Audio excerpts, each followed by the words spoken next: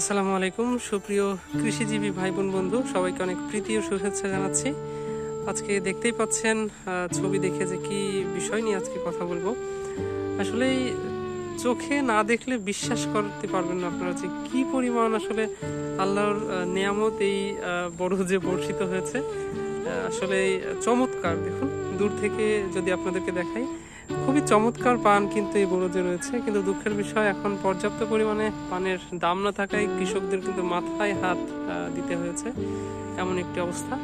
তো এই কৃষক যে অভিনব পদ্ধতিতে আসলে চাষ করছে সেটাই আপনাদেরকে একটু জানানোর চেষ্টা করছি, পরবর্তীতে কোনোদিন বিস্তারিতভাবে জানাবো। দেখুন আমরা কিন্তু সাধারণত জানি যে আসলে বরজের যে গাছ নামানো হয় তখন কিন্তু বরজের এই যে এইখানে ইনি সুতা ব্যবহার করেছে, যদি আপনাদেরকে দেখাই তো এইখানে কিন্তু সচরাচর আমরা দেখে থাকি যে পাটকাঠি অথবা যে বাঁশের তৈরি ওয়াশি বলি আমরা, সেটা কিন্তু ব্যবহার করা হয়। কিন্তু এই কৃষক কি করেছে দেখুন, আসলে প্লাস্টিকের তৈরি যে সুতা রয়েছে সেই সুতা কিন্তু অর্থাৎ রশি ব্যবহার করেছে।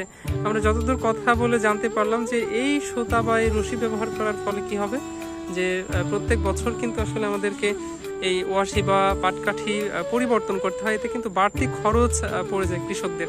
তো তিনি যেমনটি জানালেন যে এই সুতা ব্যবহার করার ফলে তার জমিতে বাড়তি কোনো খরচ হবে না, অর্থাৎ এই পাটকাঠি দিলে কিন্তু পচে যায়, সেটা পচবে না সুতাটা।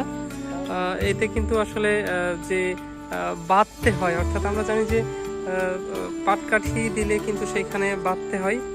তো এইখানে যদি আপনাদেরকে একটু দেখায় যে এই গাছটা দেখেন, এখানে কিন্তু যে আসলে খড় দিয়ে আমরা গাছটা পাটকাঠির সাথে বেঁধে রাখি, এখানে কিন্তু বাধাও নেই।